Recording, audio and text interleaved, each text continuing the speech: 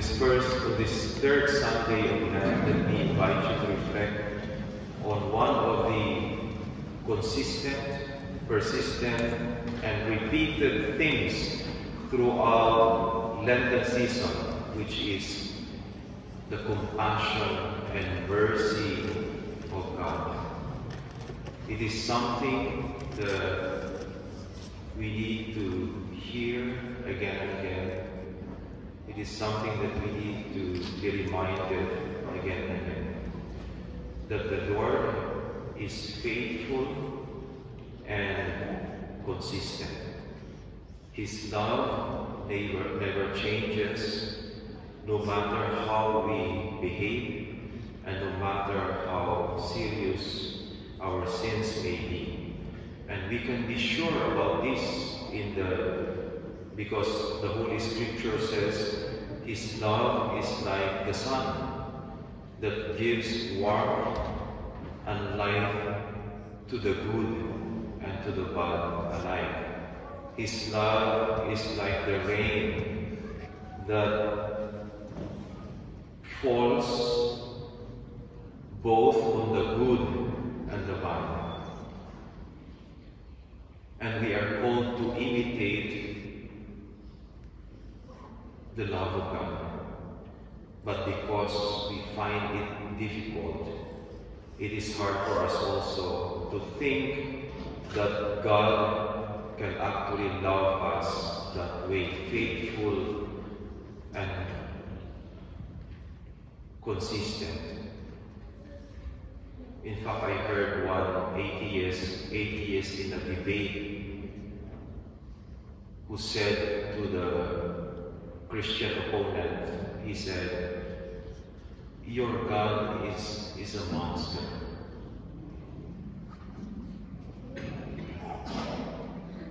Well, forget about those who think about God that way, those who hate God, especially today.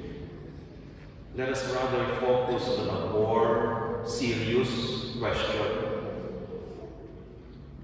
which is one of the most difficult questions that I encountered as a priest. I heard when I did an anointing of the sick in Alaminos 5 years ago, maybe 9 years ago, before I came back. I came here to Germany. He had a cancer. He was in his late 50s, and he is serving in the church. He is a very religious person. And then he had a cancer. One day I was invited to administer the anointing of the sick to him. Although he was full of faith, he was firm in his faith in the Lord. In fact, he was serving in the church. There was a big question in his heart.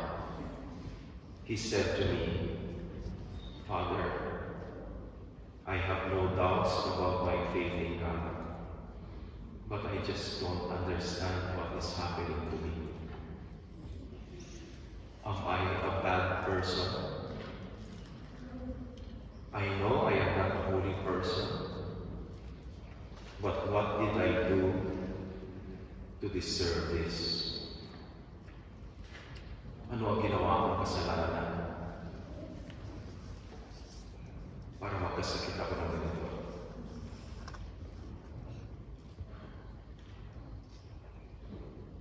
I pretended to know the answer. After all, I am a priest. But I said to him the standard answer that I learned in theology. But after explaining to him, he was just silent.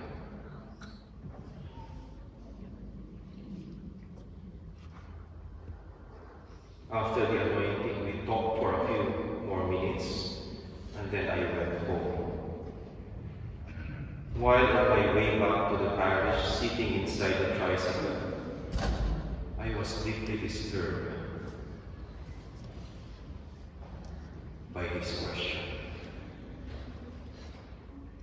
And more questions came into my mind.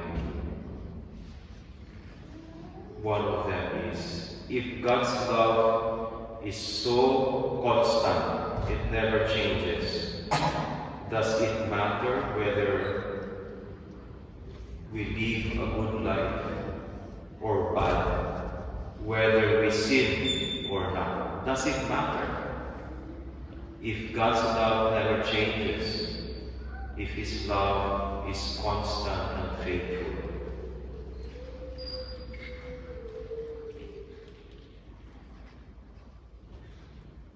The readings of today can somehow clear or clarify these questions that we have, these difficult questions that we have. In the first reading, we heard about Moses. We think that Moses must have been a good person because God allowed him to have a glimpse of His glory in a mountain. We think Moses must have been a good person because God allowed him to talk to him in a personal and direct way. But Moses was not a good person. He killed someone because he was impulsive. After committing murder, he did other bad things because of his impulsive behavior. But in spite of what he has done, the reading says God used Moses for His people Israel. He became their leader. He became their shepherd. In the second reading, St. Paul. We think St. Paul must have been a good person because he was a faithful Jew. And because of his zealousness, his faithfulness to his religion, he persecuted many Christians during his time when they started to grow. That is why in his many letters, he always mentions the terrible sins he has done in the past. Just like in the second reading today, he says, I do not want you to be unaware. These things happen as examples for us so that we might not desire evil things. Yes, those words are coming from a person who has done bad things in the past. In today's Gospel, Jesus addresses this question, this difficult question. If God's love never changes, does it matter if we live a good life or a bad life? If we sin or not? Jesus addresses these questions in the Gospel. These tragic deaths of Galileans and those who were crushed by a falling tower. The scribes and the Pharisees were thinking they were punished by God. They did bad things. That is why they were punished by God. When we are faced with the same situation, we too will at some point will ask, is God punishing me? Pinaparusahan ba ako ng Diyos? Ano ba magawa kong kasalanan? Bakit ako nagkasakit? Why does God allow such pain to come into my life? Does God love some people more and some people less? Let me end our reflection. What I find clear in what Jesus is saying in the Gospel is this. if I am successful in life, if I am lucky in life, it does not mean that I am a good person. That God's favor is on me, that God is blessing me, that I am a person without sin, that I am a person that God somehow loves more than the others. That is not true. On the other hand, if I am suffering in life, if I suffer in life, it does not mean that God does not love me, or that I am more sinful than others. The last words